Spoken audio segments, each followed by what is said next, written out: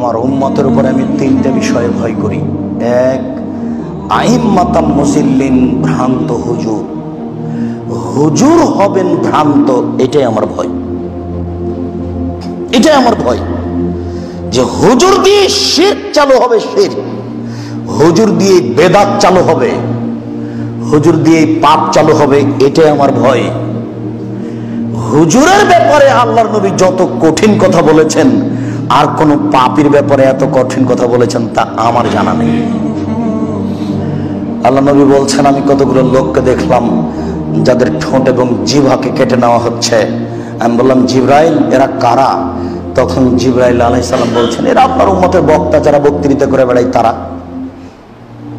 পৃথিবীর কোন মানুষের, কোন পাপীর, সে যত বড়ই পাপ করুন না কেন, তার ঠোঁট জিহ্বা কেটে নেওয়া হবে না হুজুর ছাড়া, সে যত বড়ই পাপ করুন।